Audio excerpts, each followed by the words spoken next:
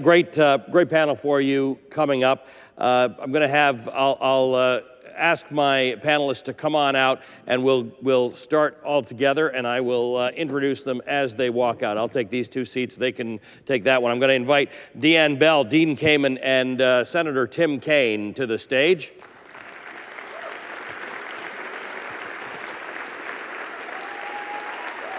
Okay. They love you. No, it's you, Senator. It's great having three famous people. Senator, good to see you. Thank you. It's great having three famous people on the stage because everybody can think the applause is for them.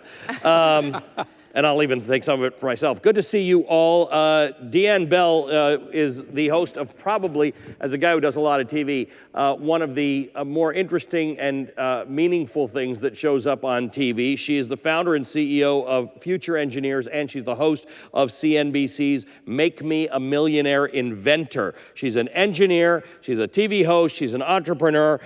She advises makers on their journeys to turn inventions into businesses. Future Engineers, the company she's the founder and CEO of, hosts and facilitates national 3D printing challenges. She's got a lot of stuff that is really interesting here. Dean Kamen and I have known each other for a very long time. He is the founder of First Robotics. I think he's the modern day Thomas Edison. I mean, this guy, he has 440 U.S. and foreign patents to his name. But really, the thing, and I have known Dean for a long time, but his proudest achievement is the founding of FIRST, which is for inspiration and recognition of science and technology. You've heard about it. It is amazing. It is dedicated to motivating the next generation to understand, use, and enjoy science and technology. It was founded in 1989. This year, FIRST will serve more than 1 million young people ages 6 to 18 in more than 86 countries around the globe. Dean, congratulations on that. That's so cool.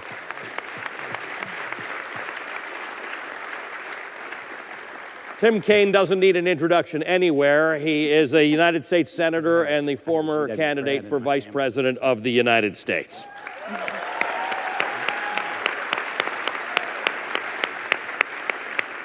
The sad part about running for Vice President of the United States is that your bio gets short, because that's really all people need to know.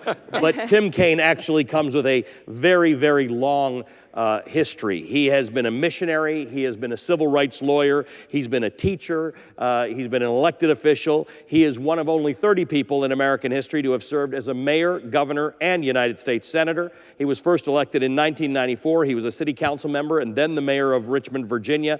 He became lieutenant governor of Virginia in 2002. He became Virginia's 70th governor in 2006, and he has practiced law for many years. I'm going to start with you, Senator. Thank you for being here, because this fantastic school that we just heard a lot about is in your state. Yep.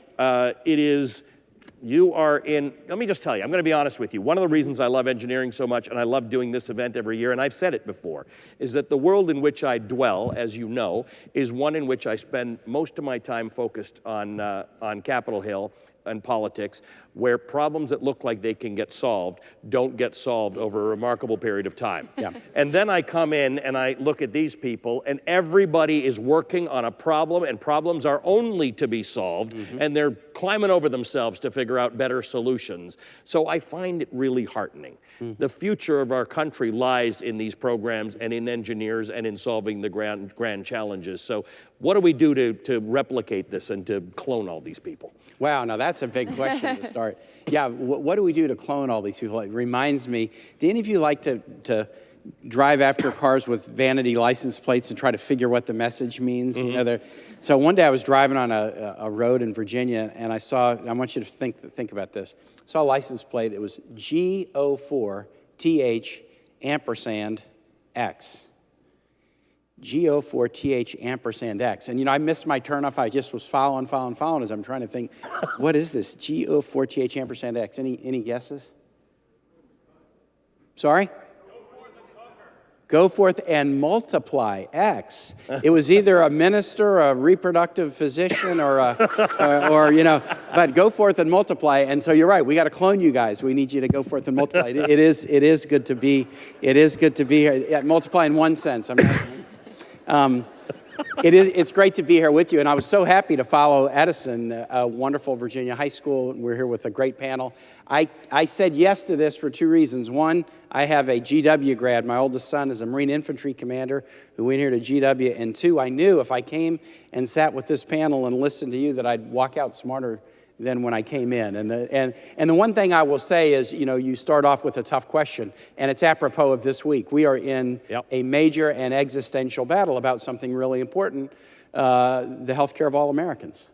And how can we make it better? And tomorrow I'm going to be outdoors at an outdoor dusty county fairgrounds in Appalachia, right on the border of Virginia and Kentucky, where people who are too poor to afford insurance drive and they start camping in the fairground parking lot on Tuesday, and they wait till Friday and they give them a number, and then Friday they open up, and over the course of the weekend about 3,000 people will go in to get health care, because in the wealthiest and most compassionate nation in the world they don't get it any other way. So we've got a lot of big problems to solve, and some of it is backbone, and some of it is being a good listener, and some of it is being willing to compromise. I'm on the HELP committee in the Senate, and if the effort to tank the Affordable Care Act and kick 32 million people off insurance craters next week, we will finally get in committee, and we'll be doing just what you said. We'll be talking and listening and doing what we should have started doing 7 months or maybe 7 years ago. And I'm really excited about it. But part of the answer is going to be, you have a whole series of grand challenges, personalized medicine, a whole series of grand challenges. Part of the answer is going to be not just fighting about the way we did it yesterday, but being open to new ways of doing things, to funding research, to hearing great new ideas, and to setting up a system that does not get a corrosion of the arteries, but that's open to continuous change and innovation. And so I know as we talk about this today, we'll get some insights from you about how to do that. Very good. Thank you for kicking us off, Senator. Deanne, this is your world. I mean, this is what you do, right? You live in this world of invention and creation and making, and you get to see how we're motivating people. I guess what you do is almost as close as we get to what we think the American dream is, right? People want to create. America, it represents to people around the world, for all its issues, a place where you come, you invent, and on your merits, you can succeed. Right, yeah, so, my focus specifically on the CNBC show that I host is really empowering early stage hardware inventors, entrepreneurs, and, empowering them through that journey of how do I build my first prototype, how do I develop a business plan, and who would be that investor that would be a good fit to really launch my business. But what I think is important is to understand a bit more about my background and why I'm so passionate about, kind of what we mentioned yesterday. Someone mentioned that there's kind of this overarching global grand challenge, which is how do we communicate all of these challenges to the general public? And I'm a mechanical engineer. That's my background. My first job out of college was at Raytheon. I was an optomechanical engineer working in corporate America in Los Angeles.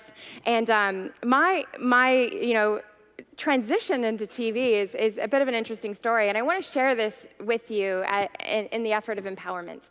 I actually went to an audition kind of as a joke in Los Angeles. I was like, I'm totally not qualified for this, but they want an engineer, so why not?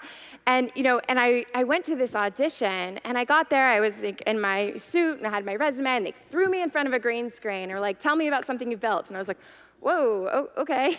And then I progressed through this series of auditions, and in a matter of speaking, maybe they didn't say this directly, I got this huge impression that, typically there's kind of this geeky guy and this hot girl, and they put them together, and they talk about science. And I just, and they were just kind of in shock that I existed, and it just hit me. It hit me that we need to do so much more as a community. We need to do so much more as engineers to communicate our passion and our love for engineering and all of the work that we're doing on these challenges in a public venue. And, I thought, I'm just not qualified for this. Like, I didn't have a drama background or an acting background. And I realized, who is? Who's better qualified to talk about science and engineering on TV, in the media, in a political realm than someone that has that background. So why not me? Why not you? I think as a community, we're all obligated to do that. I like that. Very good. Before I get over to Dean, Deanne, you've been in here yesterday. You heard some of the conversations, and you heard some of the concerns about what feels to be a lack of diversity in engineering, and to some degree, specifically having to do with women. Not a whole lot of women on these stages. Now, I hope that since I did tell you yesterday when that complaint first came up that, hold on, wait, you will see a lot of women on this stage, and that has happened. But the answer is, but it's not, that doesn't invalidate the question. There is still an issue. Half of all engineers are not women. Half of all leading engineers are not women. Half of all engineering graduates are not women. Congress people. Yeah. Only 20%. Yeah.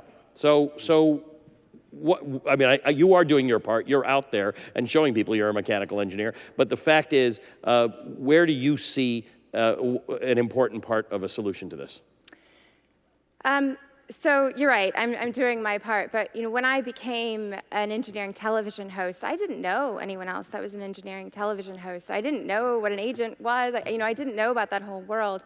And so what I'm hoping is that more people, such as me, will take it upon themselves to realize that we need to get out into media more and share our passions, and particularly with women. Earlier in this panel, there was much discussion about why aren't there more women up on the stage. And I 100% support that, and that's helpful for us to retain women. But for us to get more girls to go into engineering, we really have to connect with them before they're 12. And how do we do that, right? Through classrooms, through doing a lot of education programs, which we're all passionate about. But another way is just their everyday environment. You turn on a TV, you see a woman, you see that representation. So we need more and more and more. And my mission is, there's younger female engineers and scientists that have come on the scene. Whatever I can do to help empower others so that the next generation has that extra boost, I'm willing to do. We have a long road ahead, but I think the more we just share what we do visibly, and there's so many forms of media, it doesn't have to just be television. All of you can start your own blog, become an influencer on social media, share your love for science and technology. We can all do it together. Dean Kamen has probably done more than many to not just take science, technology, and engineering to kids, but to probably lend some diversity to it, because you really have made it your priority to be in as many countries as you can get to. I read today it's 86, but I suspect as you and I continue to talk, it will grow until there are no countries that you're not in, because you don't even think of limitations. Give me your thoughts. And frankly, the way I've learned with Dean, just give me your thoughts on anything you want to talk about. Because it's all going to be smart and amazing. So first, I want to thank you for the perfect setup, because you didn't give us just the hot girl and a geek. You gave us the hot girl geek. And that's the double threat, and that's what I'm trying to show the world, that you can be a geek and hot girl and all the other things that kids only associate with sports heroes or entertainers. And for 25 years, my mission has been, with respect to FIRST, the same thing, which is, that's what the word FIRST is, for inspiration and recognition of science and technology. Everybody in this field seems to think we have an education crisis. They're trying to make it something else. It's a cultural issue. And 25 years ago, I said, look, kids love sports and entertainment. We'll turn science, technology, engineering, and innovating into sports. Hopefully we'll make it entertaining, and it'll get covered. It's been a 25-year program. It's had 55% compound annual growth. We started with 23 teams in year one. We have 55,000 schools this year, 140,000 volunteer mentors, 3,700 corporate sponsors, 200 universities that gave us $50 million to give away this year. That's all FIRST, without FIRST Global. But with a little support from Gordon England, the chairman of the National Academy, and Dan Moat, the president, when they put out the 14 Grand Challenges, I was on the group to help define them, I said, there ought to be an overarching 15th Grand Challenge, which is to create enough smart kids to deal with the other 14. And they finally said, I mean, and speaking for the academies, which are in themselves, I think, an example of what's both great about the world of science, technology, and engineering. They're busy solving the world's problems. You know, we expect the lights to come on, we expect the water to be drinkable, we expect the airplanes aren't falling out of the sky. I mean, the engineers and scientists of the world are the only people that have created the stuff we all take for granted in every generation that makes the world a better place. They're the engines of society. The trouble, they're the engines. They're under the hood. They ought to be in the driver's seat telling people where to take it. And they typically leave that to a class of people that may not be able to do a very good job of it. So, but anyway. But somebody's got to do it. Yeah. But I asked them both a little over a year ago, look, let's effectively go to the Chinese Academy, the Royal Society, and the next time we meet, let's ask them, along with our NAE, to add another component to what we do on an ongoing basis, which is look down at the K through 12. Because if we're not willing to inspire them, if we're not willing to be a voice that at least blows a little bit of truth at them, then stop complaining that we don't produce enough scientists and engineers if the only thing they see in their life as a role model are, frankly, the distractions of these other worlds. And thank you, Gordon, and thank you, Dan, for trusting us with the prestige of the NAE, and I formed First Global. And in that regard, since you said we only get 5 or 6 minutes, I'm going to give you a 1-minute video and a 2-minute video in a second to show you the diversity. I've also learned when you introduce Dean Kamen, you cede all responsibility for being in charge of the panel. But to show you how much I take seriously, keep it short, I took the voice of God, Morgan Freeman. The voice of God, who did a 5-minute, really intense, about 5 years ago, piece for us. He came to our championship, and I've known all along, I need to get people that understand media, and that ain't us, people. And I said, if they can help us shine a bright light on First, we'll scale faster. And he was at a championship, and he said, Dean, what can I do to help? And I said, are you kidding me? You know, Morgan, people would listen to every word you said if you were reading the phone book. So give me a 5-minute little piece. Well, it's almost sacrilegious. I edited it down just to give you, in one sense, a 1-minute piece, this deep voice of God that explains what First is. It's robots, it's this, it's this, it's this. But then, I'm going to give you a little insight because you talk about how do you get girls, you got to have the right.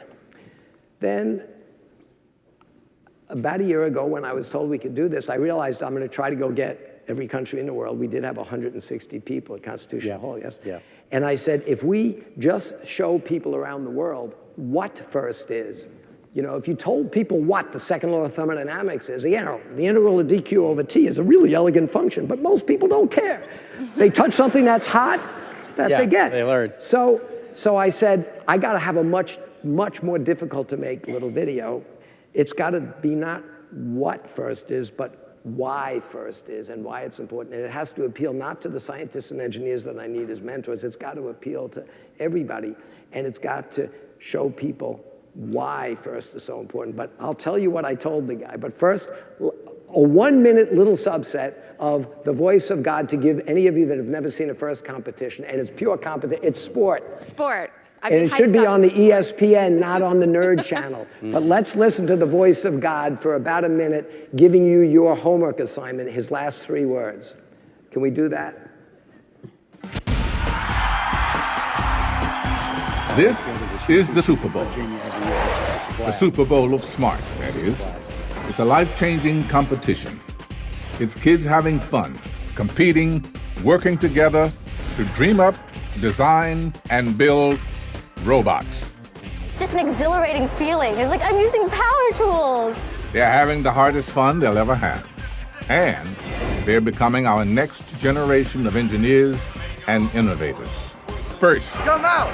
For inspiration and recognition of science and technology, my teachers were some of the greatest influences on my life. By challenging and trusting me, these mentors got me to understand that I could do anything I put my mind to. I feel like I can go and do anything I want to do because of this program. Someone took the time to guide and inspire me.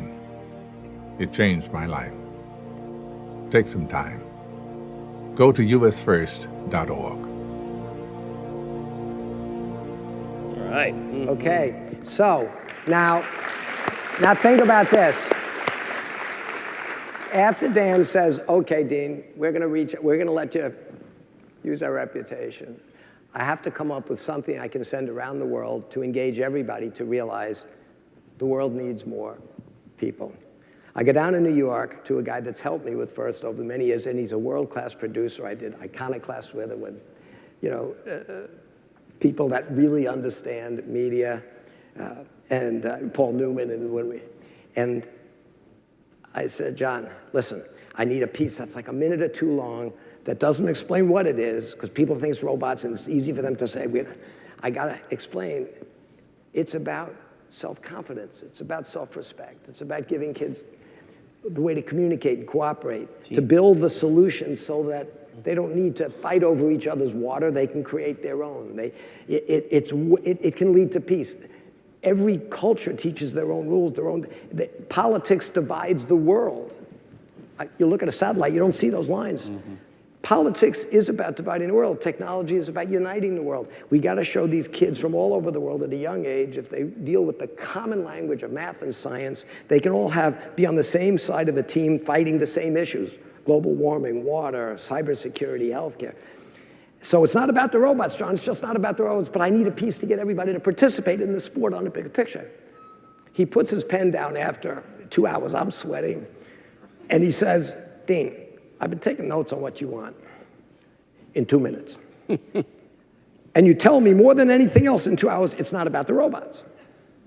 But I've been to all your competitions. It's all about the robots. I said, John, if this was easy, I wouldn't need you. And I'm afraid he's going to run away from me. And I said, but Don, I'll bring you back Morgan. I'll bring you Morgan. He goes, Dean, I think I know what you need. And I don't think I need Morgan Freeman. I need a 7-year-old girl. Let me show what he made for me, which helped me get 160 countries, 70 ambassadors, consul generals from around the world to watch kids next door in the Constitution Hall communicating, cooperating, and working together. Iraq, Iran, Israel, because they're alphabetical, Iraq, working together. Afghanistan, Palestine, working together. If only their parents could learn from them, we might have a shot. But now look at what you can learn from a 7-year-old girl. I hope.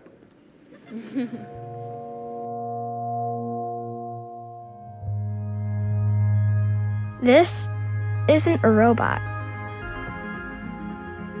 It very well may have hydraulic arms, a drivetrain, and a circuit board, but this isn't a robot. This is a lesson in humility, hard work, and collaboration. This is a CrossFit workout for the muscle upstairs.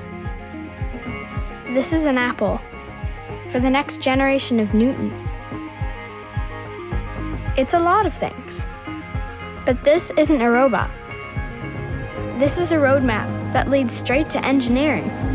This is a rock to shatter 1,000 glass ceilings, a rope to pull a generation up and out of poverty, a sledgehammer to break down cultural barriers, and a universal language spoken in every nation on Earth. And because of that, this is a compass that can help point the way to peace. But please, don't think this is just a robot. This is Glastonbury for technology. This is mission control for the next moonshot. This is the Rosetta Stone to help translate the future. This is the sport that will help us win tomorrow. This is the software to program ourselves to cure cancer, build a clean engine, or step foot on Mars. But this isn't a robot. It's a machine to build the people who will change the world. I love that.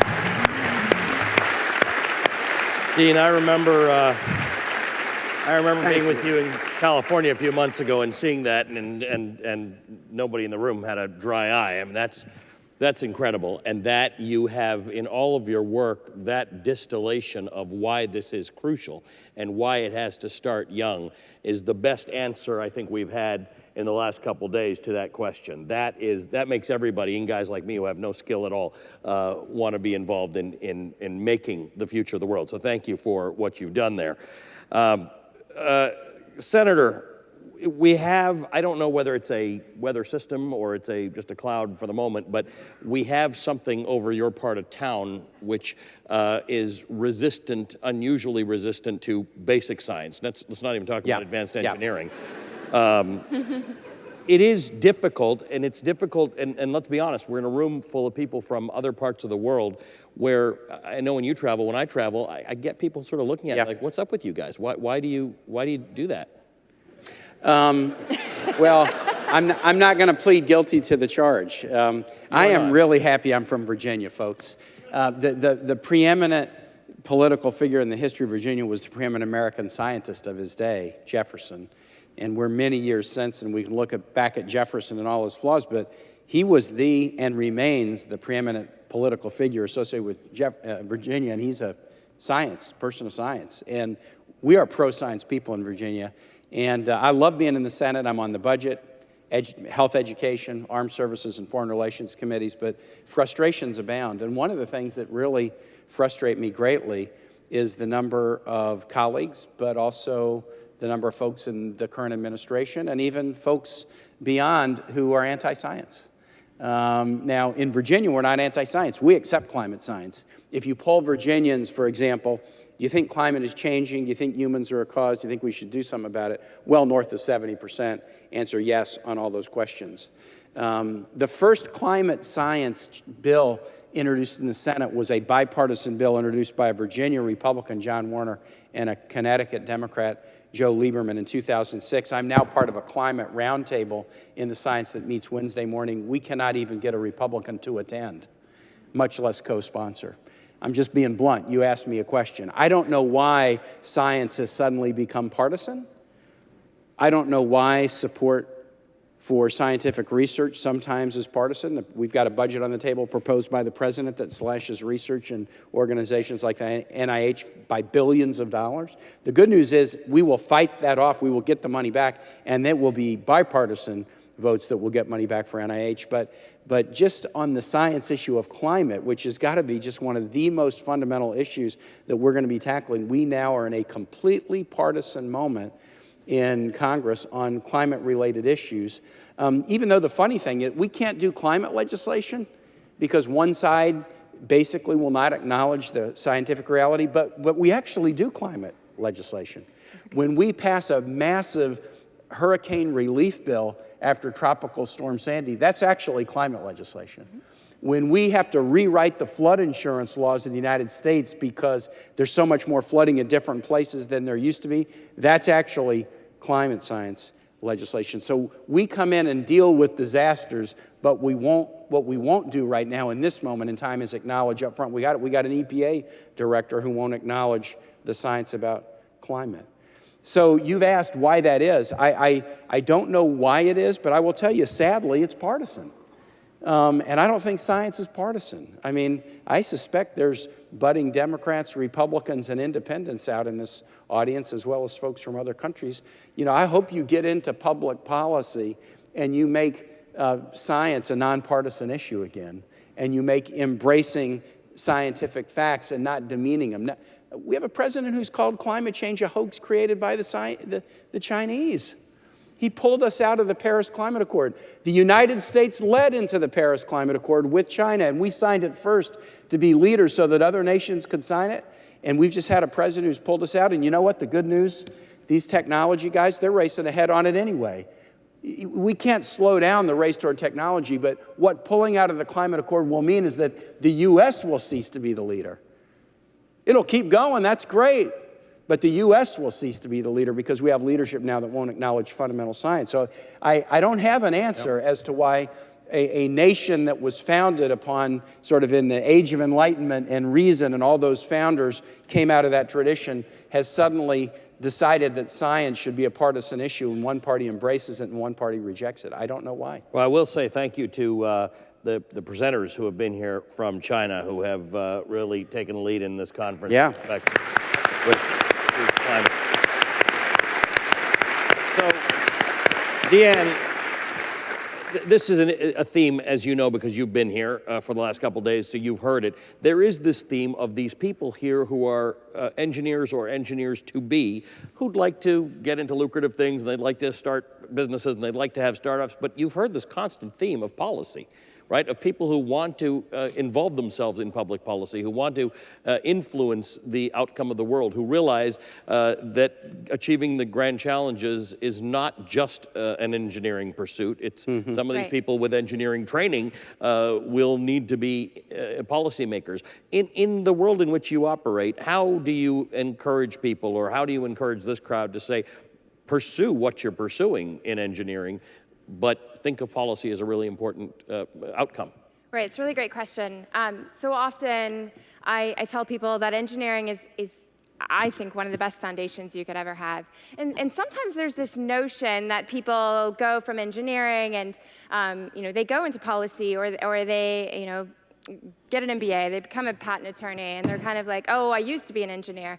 And I think more than anything, we need to say, I am an engineer, I'm proud that I'm an engineer, and I also do these other things.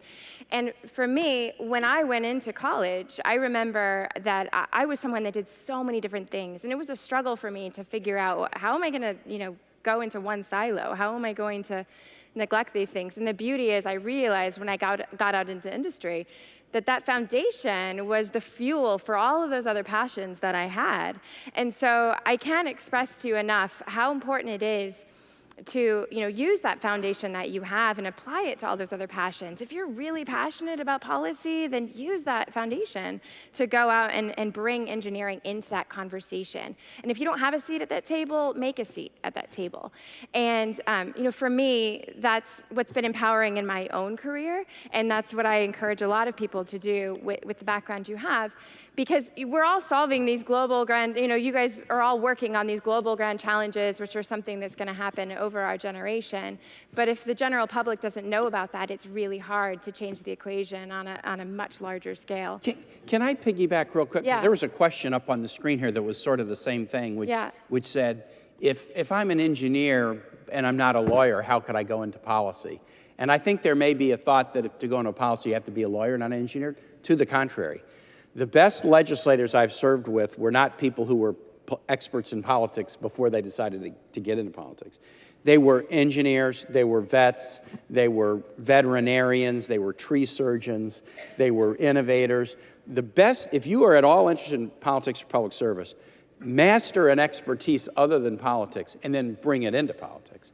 Because it turns out that those are the most valuable members of legislative bodies. So it's actually a fantastic background, as you say. And I would like to say the same thing for education. I mean, after hosting television shows for 7-8 years, I was like, we're making great content on TV. We're making educational content, inspiring content, relevant content.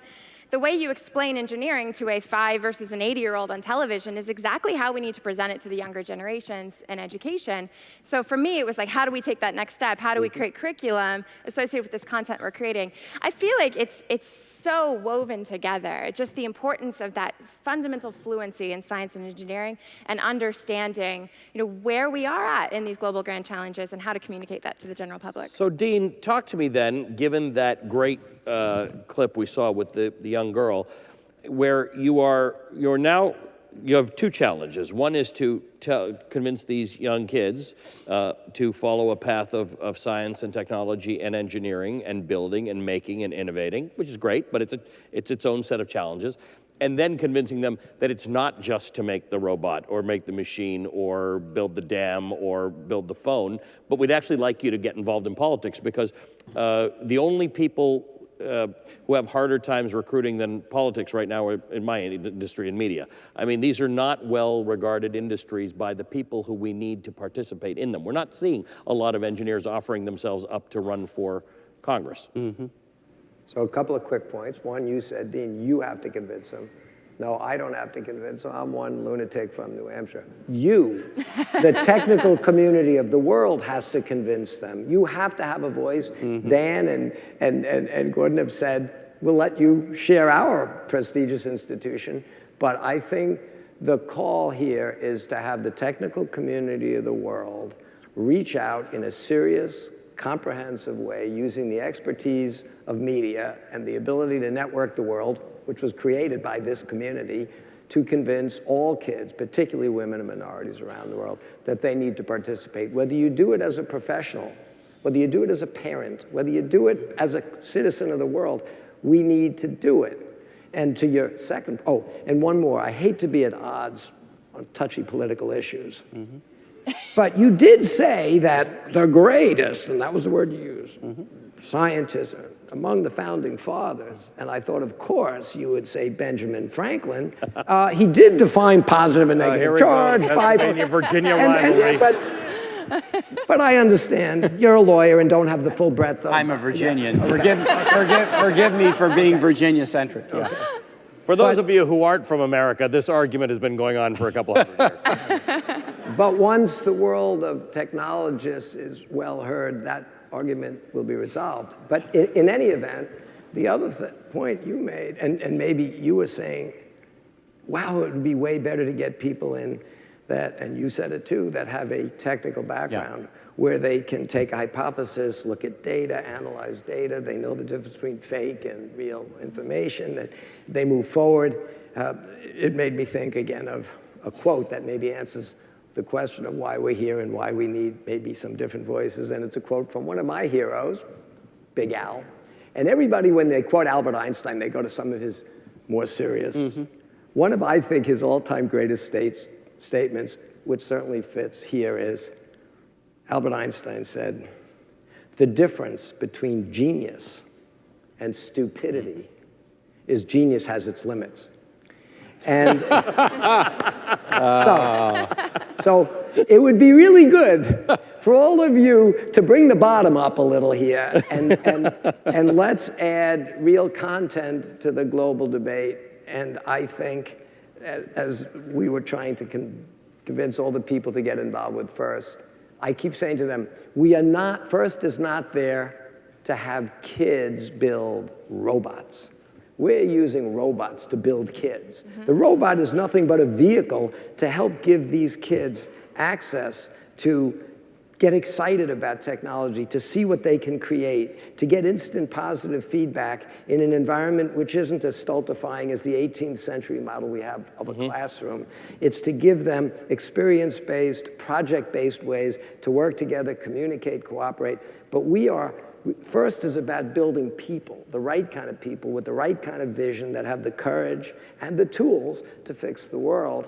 But the community that understands that best has to be the voice that conveys it. We can get media to help us, but you have to give them the content. And I beg the technical community of the world to take some leadership here. Mostly what we do is sit around essentially living out Einstein's observation, wondering how they go about being so crazy. Then we get back to the job of keeping the world moving. We are the engine. I know you can't give up that day job. The world needs you to do that, but you've got to find time to help with some leadership. Otherwise, this world will continue to spiral into places we don't want to end up being. Can I brag on your because I've been to many of your state finals. It's at the VCU Siegel Center in Richmond, and where I live, and we go, my wife and I go. My wife's Secretary of Education in Virginia till recently. When I was mayor, I take my kids to watch because it's fun, spectator sport. So it's interesting the way you define it. I define it a little bit different. You say it builds kids. I think it builds teams. And if you had FIRST and it was an individual competition, it wouldn't be very interesting. Right? If you let individuals do their robots and they did the same, it wouldn't be very interesting. It's the team thing that makes it so much fun. It makes it like sports, but also what is work these days? Maybe the problem in Congress is not enough team behavior, right? Yep. And more there used to teamwork be and team around the table and working together in groups. And I'll tell you, even the youngsters who are in this, in fact, maybe especially the youngsters who do this, who then don't pursue science careers, they've had a very valuable experience in teamwork. And what does it take to succeed out in the work world? I hear this from employers all the time working on workforce issues. Communication, problem solving, creativity, flexibility, teamwork. That's what it takes. And sometimes people will call that soft skills. Folks, that ain't soft skills. These are survival skills. These are success skills. And they're every bit as important as the technical mastery. So you give them a double dose. You're giving them this excitement about technical mastery, and you're also giving them these team experiences, which they can then replicate in everything else they do in life. Well, the lesson we can learn, Senator, in the midst of this conversation that you and I are having every day about healthcare right now, is that we're having a conversation about the politics around healthcare, when in fact, the lesson we can get from this crowd is that there are actual things that can be done in healthcare, right? And some of them, by the way, are engineering things. We have a very high cost basis for per capita healthcare in the United States, one of the highest in the world, and some of that will be solved by engineering. And some of our pharmaceutical conversations, which we have earlier today, telemedicine, you know, right, will be solved by engineering. But some of this, the concept of what Dean does, and what the inventors you deal with do, and what the engineers in this room do, we don't have to be, it's not about, let's put aside the anti-science stuff, just learning, using their lessons to fix our systems might be a good way to go about governing this country.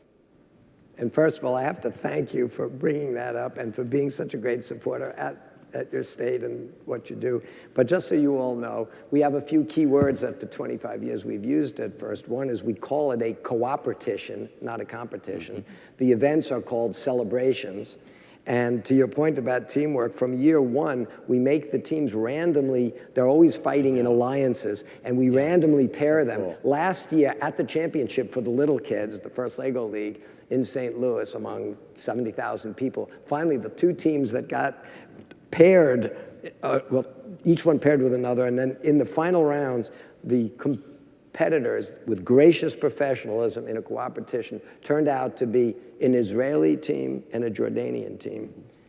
At the end, one of those teams won. If you want to know, go look at YouTube.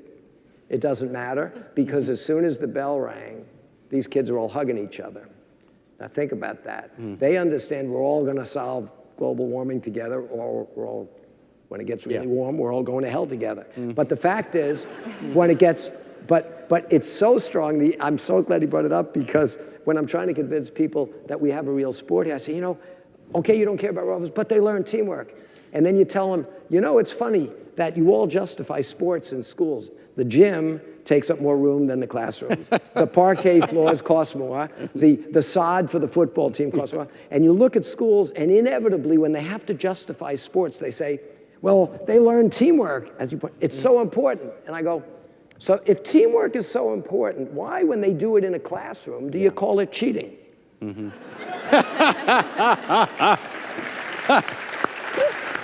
That's great. I love that. I love that. I could have used an argument like that in high school. I did. I'd love to add on to that. You were talking about, we have a couple keywords that we use, and I'd say there's one keyword that it seems so obvious, but I can't express it enough: engineering. And what do I mean by this? I think often when we speak to the younger generations, we don't necessarily say engineering. You know, it's always STEM, it's STEAM, it's maker, it's this. We have an identity as engineers, and we need to use that vocabulary. And I don't think that we should wait until college to use that vocabulary. So I just also want to encourage all of us that's a key word that unites us all. And, you know, there's marches for science, and I go for that, but you know, what's the march for engineering? You know, what represents our community that's unique, and how do we express that to the general population? And then as well, I mean, we've talked about FIRST. So I started 2.5 years ago an initiative called Future Engineers. It's an online platform that issues challenges. And I want to echo this, is when I started it, I was like, Future Engineers. And people are like, do you think that's a little exclusive? Do you think maybe that's intimidating? And I was like, if we want to build an identity with a young student of what an engineer is, we have to start young, right? So all I want to say is, it was expressed actually yesterday too, that we can't use that word engineering enough in my mind, and use it with young students. See them just tinker something together and go, you just engineered that. It doesn't have to start in college. That's amazing. Well, listen, I knew I promised you I'd take more questions. I was taking questions from the app, so I apologize. I'm a big failure at question taking. But I think we really wanted to hear as much as we could from these three. They are really, really amazing. Ladies and gentlemen, please, a big round of applause for Deanne Bell, Dean Kamen, and Senator Tim Kaine. It's a real honor to be on this. Hey, Deanne, this is fun. Thanks.